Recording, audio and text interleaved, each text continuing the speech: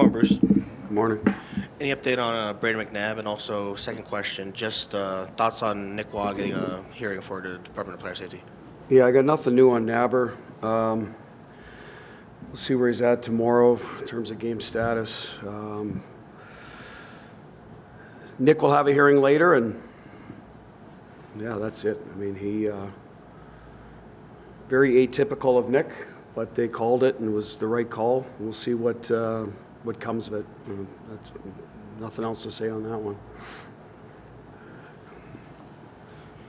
You guys were able to get a lot more shots through, a lot more opportunities to score last night. What did you maybe do different between game one and game two to where those opportunities were there?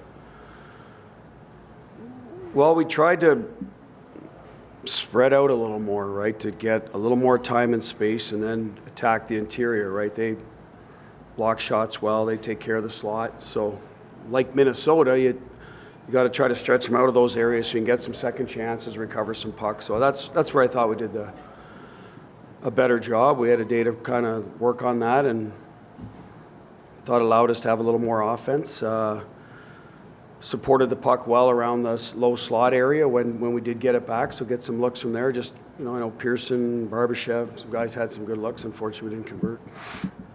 The success you've had on special teams on both sides, both killing and on the power play, I mean, is that encouraging that you can take that forward or discouraging that you weren't able to take advantage of that? No, that's encouraging. That's a positive. Power play's been pretty consistent all year in the top five.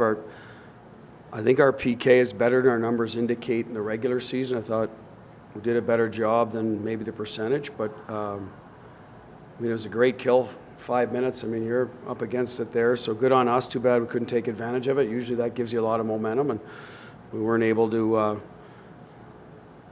convert. But that doesn't preclude us from having confidence going forward in it, right? So we got to keep killing like that. If we get ourselves into penalty problems, because that is a momentum shift for the team that does kill, especially against a strong PP like Edmonton has. So those are both positives. We need our power play to come through for us if we're not finishing well. Last night, I thought we generated a lot of good looks, but still we're off net a little bit and missing some that we need to convert on. So that's got to change for us going forward in terms of. I'll go right to the start of the game. We had a great backdoor opportunity, get an early lead. We need to finish some of those. We typically do. So if we keep generating those, I think they will go in our favor.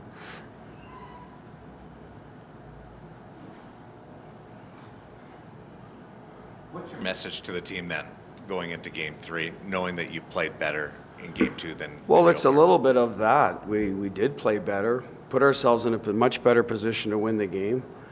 We're always going to.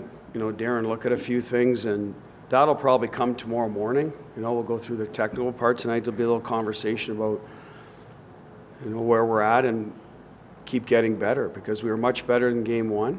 And we're going to have to be better if we expect to win the series. So keep progressing in that direction. Then tomorrow we'll talk about what we did well to play a better game. And then a few things that they continue to do well that we can do a better job of taking away. Those are little tactical things, and there's not a million things there. I think both teams know each other well, and creating some of your own puck luck, sticking with it. When you go through a series, usually that pendulum can swing if you stay with it.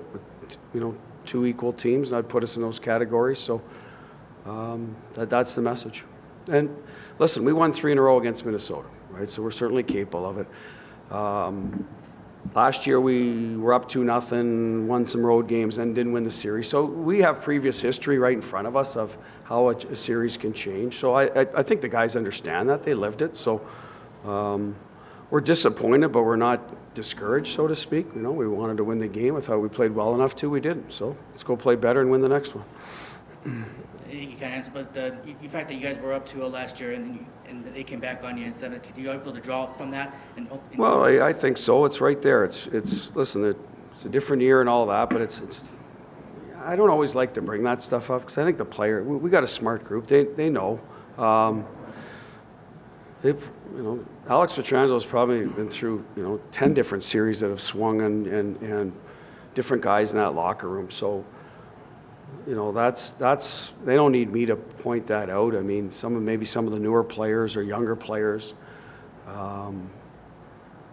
So they're halfway to what they need, and we're still a ways away to what we need. So as long as we're getting better throughout the series, we'll be okay. Bruce, in the event that you don't have Naber and Nick, how vital is that depth that you built over the course of the season to come in this time of year? Well, they need to go in. The players that may or may not go in. Let's assume some guys have to go in because of that.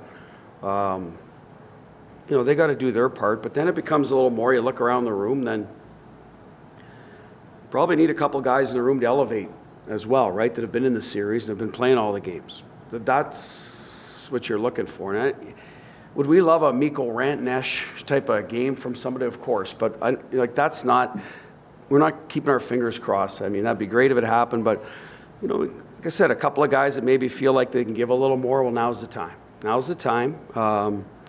As I said, I don't think we ever need heroes, but guys to step up and be a little better in situational hockey, because that's what it usually comes down to when you're in close games. Be a little bit better in those situations. Finish a little better, make an extra save, whatever the case may be. Get a clear, a block, make the play to spring a guy, to give yourself a better offense, whatever the case may be. That's what we need, a little bit more of the guys that are capable of doing that and have done it. So that, that's as simple as I can make it. You can't put too much on the guys going in. You can't expect them, they just, hey, do your job and help us win. So that would be the message to any of if new guys are going in. The mentality in the playoffs is always that game's over, on to the next. How much more difficult is that with the sequence at the end of last night? Everybody was so frustrated with non-called goal. How much more difficult? Got to move past it. We addressed it last night. I thought it was a clear trip. Didn't get called. That's it. It's over. We'll see how the health of our player is because of that. But at the end of the day, you got to move on. We got to. Nobody cares, so to speak, right? Like, we got to get ready for Game 3. Put that behind us. Did you hear from the league at all about that non-call? No. All I know is Nick's got a hearing, and that'll affect our lineup, or may not. I assume it will if he has a hearing, but I don't know that.